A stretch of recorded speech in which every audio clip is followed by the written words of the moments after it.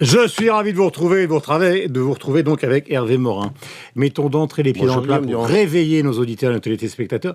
Vous êtes dans cette affaire alors avec Bayrou et Borloo? Bien sûr, j'ai même été parmi ceux qui très tôt ont discuté avec François Bayrou. Dès le mois d'août. Bayrou, oui, mais Borloo. Oui, bien sûr. Oui, non, on a eu de très nombreuses conversations et en fait, c'était très simple. C'est que, vous savez, c'est un peu comme l'air du temps où tout d'un coup, les molécules de l'air ont changé et vous dites que rassembler et rapprocher des segments du centre qui jusqu'alors étaient divisés, c'est le moment. Et pour les uns et pour les autres, c'est devenu une évidence. Pour des raisons d'opportunisme. C'est le moment parce que d'une part... Vous avez entendu Bernard Tapie, il a dit Bayrou, c'est Tartuffe. Oui. Et François Sauvadet, ce matin, dans les journaux, il dit Bayrou, il a été baladurien, il a été chiracien, il a appelé à voter François Hollande, maintenant il est dans l'opposition. Je n'écoute pas un voleur, déjà, en l'occurrence Bernard Tapie. Et deuxièmement, sur le reste, François Bayrou a essayé un chemin. Ce chemin, ça l'a amené... en 2007, à ne pas appeler à voter Nicolas Sarkozy, ce qui m'a valu de me séparer de lui. En 2012, il est allé jusqu'au bout de ce chemin en pensant qu'il y avait une nouvelle majorité à construire, social-démocrate, à l'allemande, j'allais dire. Bon, très bien. C'est fini. Il s'est pris la porte dans la figure. Je pense que d'ailleurs les socialistes doivent le regretter aujourd'hui. Et désormais... après avoir passé le Rubicon, il revient clairement dans l'opposition. Et alors vous appelez pas ça une certaine forme de tartufferie ou d'opportunisme? Non, écoutez, vous avez le droit dans la vie d'avoir un cheminement politique, d'aller jusqu'au bout de ce cheminement et d'un jour de constater que ce cheminement ne marche pas. Donc ce soir, il va dire « je me suis trompé ». Il a déjà expliqué que la capacité de construire une nouvelle majorité était impossible. Il l'a fait sur 10 médias.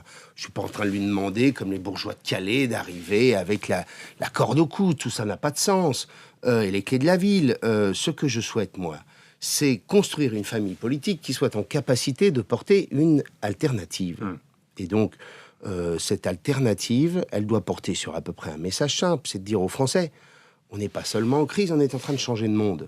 Et ce changement de monde, qui était à peu près comparable à ce qu'on a pu connaître quand Gutenberg a inventé l'imprimerie, eh bien ce changement de monde, ça nous impose de changer quelques éléments de notre logiciel. Le changement de monde. Donc, au lieu d'être dans la nostalgie pour les uns, d'être dans l'archaïsme pour les autres, est-ce qu'on peut être des modernes qui cherchent à faire en sorte que ces atouts formidables de la société française, nous les valorisions plutôt que de creuser un peu plus le trou de la piscine chaque jour. D'accord, mais alors ça passe par les municipales, parce que le changement de monde, Gutenberg, tout ça c'est formidable, mais il y a les municipales. Donc est-ce que vous êtes maintenant clairement à droite, cet ensemble-là? Mais attendez, moi je n'ai jamais... Je ne parle pas de vous, mais l'ensemble. Mais l'ensemble pose très clairement les bases d'une cohérence entre nos positions nationales et nos positions locales. Et en même temps, il y a, Guillaume Durand, des particularités locales. Notamment à Paris, par exemple. Non, mais attendez, pas à Paris. À Paris, Marielle de Sarnez...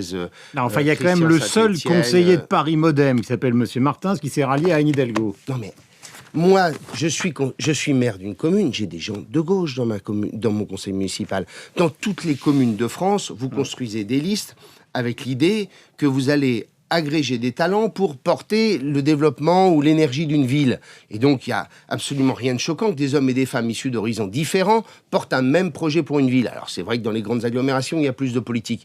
Mais acceptons, surtout nous qui pensons que l'énergie de la société française, ça passe par la confiance aux structures de base de la société, nous qui sommes des décentralisateurs, acceptons l'idée que chaque commune se construise à partir aussi de projets qui ne sont pas simplement le calque du niveau national.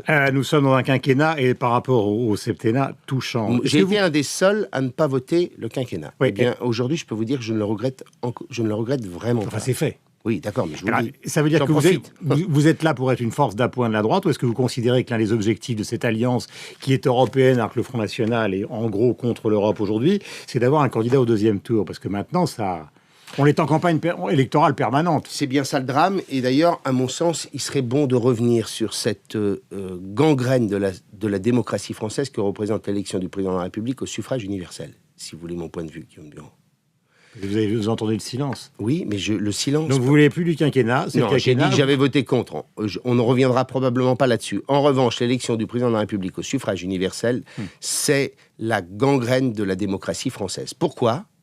Parce que vous avez un système qui ne fait pas de démocratie, au contraire, qui fait de la concentration des pouvoirs dans les mains d'un seul homme avec une cour. Et vous allez rallier qui? Vous avez... Attendez, laissez-moi finir. Sur cette idée peut-être intelligente, intellectuellement, deuxièmement, surréaliste pour les gens. Il n'y a plus de projet collectif.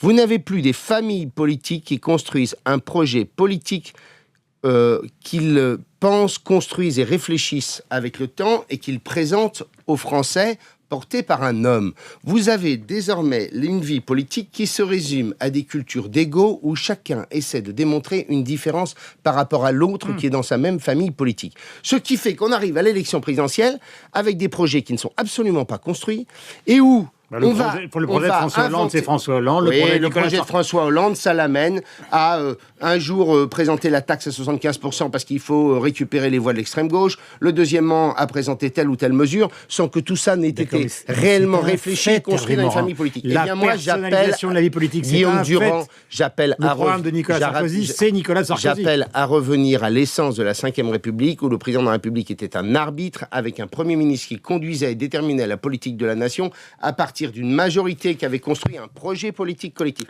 J'ai terminé sur cet aspect-là. Et vous voulez être au deuxième tour ou vous voulez être une force d'appoint? Mais je dis que nous voulons construire une alternative et cette alternative nous amène à porter un projet pour la présidentielle. J'ai compris. Voilà.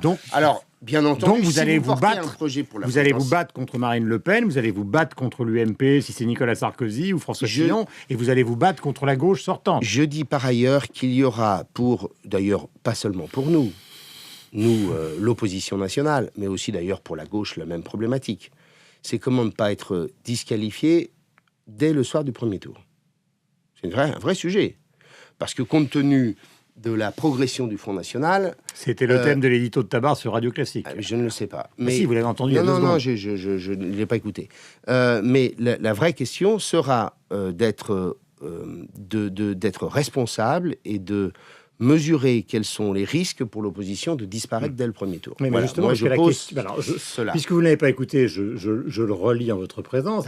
C'est-à-dire qu'on est quand même dans un glissement à droite de la société française. Marine Le Pen est à plus de 20%. Donc la reconstitution d'un centre version UDF, c'est probablement une bonne chose pour la vie politique française. Je vous l'accorde. Sauf que la situation a totalement changé. À l'époque du RPR et de l'UDF, il n'y avait pas de Marine Le Pen à 20%. Le glissement à droite, c'est le glissement, c'est le Front National qui agglomère des gens de gauche et de droite, aussi nombreux les uns et les autres, dans une espèce de démarche d'opposition de Français qui veulent renverser la table. Et en même temps, je suis convaincu qu'en France, il y a une immense majorité dans toutes les classes de la société française qui voit bien que ce monde est différent et que ce monde nous impose d'adapter 3 ou 4 points de notre politique. Donc vous croyez à la déconstruction de ce qu'a construit Marine Le Pen par des arguments pro-européens? Je pense pas uniquement européens, je pense qu'en France, il y a encore une immense majorité de nos compatriotes qui savent que la France est faite pour ce monde du XXIe siècle, que la mondialisation, la France a tout pour réussir dans ce monde. Nous avons l'intelligence, l'énergie, les technologies, les infrastructures, notre histoire, et qu'il nous suffit simplement de faire évoluer 4 ou 5 points de notre politique économique, de notre politique d'éducation, et que la France sera un pays à nouveau de bonheur et d'optimisme. Mais vous-même, il y a quelques instants, vous venez de dire le grand risque pour la droite classique, c'est-à-dire vous et l'UMP, c'est que Marine Le Pen vous passe devant. Oui, mais Il vous reste 3 ans, il vous reste même les soirs des Européennes si c'est le premier parti de France. Guillaume Durand, est-ce que vous voulez bien faire un petit peu de retour en arrière? Je vais vous rajeunir un petit peu. Ça, j'en ai besoin. Ça nous fait tous du bien. Oui. Nous sommes d'accord. Mettez-vous en 2008. Vous imaginiez un seul instant le scénario de 2012 en 2008 ?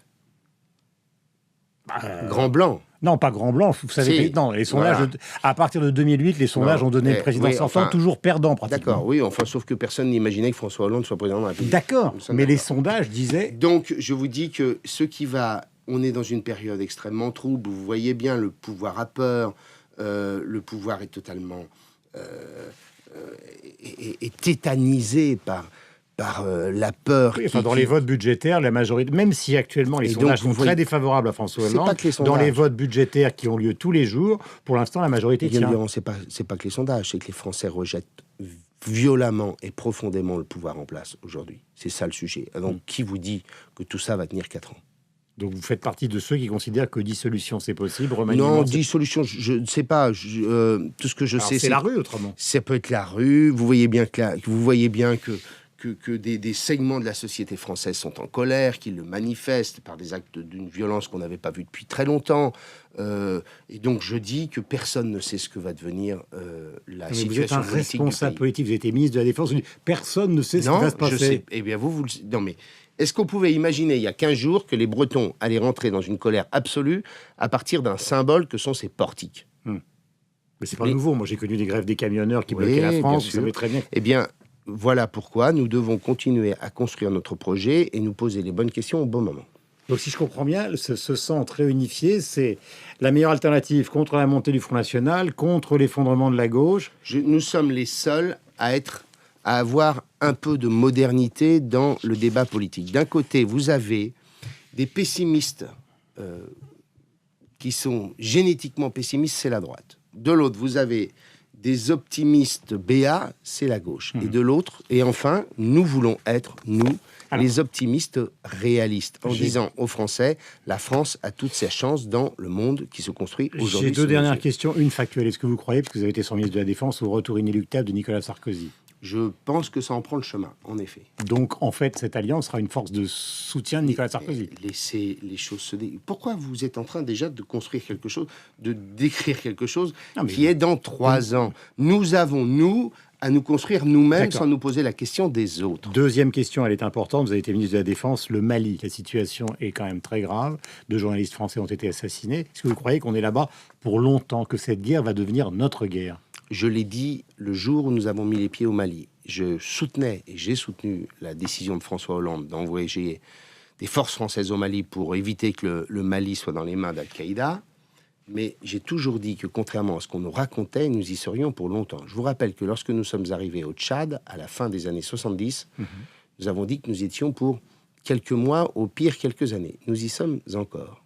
Là, nous y sommes pour des années. Et quand François Hollande est allé raconter ses bêtises sur le fait que nous allions éradiquer le terrorisme dans cette région du monde, c'est comme la fourmilière et les fourmis. C'est-à-dire que quand vous mettiez un coup de pied dans la fourmilière, les fourmis, elles passent la frontière. Donc on y est pour longtemps, mais ça aurait été le cas de n'importe quelle majorité en voyant un corps expéditionnaire là-bas. Je ne dis rien, mais je veux que les Français sachent à quoi on est engagé. Merci beaucoup Hervé Morin d'être venu ce matin sur l'antenne de Radio Classique et évidemment de nos confrères et amis de LCI. Passez la meilleure journée possible. C'est à 17h15 à la Maison de la Chimie ce soir. Donc ce mariage, Bayrou-Borloo. Bonne journée donc à vous. On se retrouve Sophie Paolini dans un instant. Merci Guillaume, bonne journée à vous.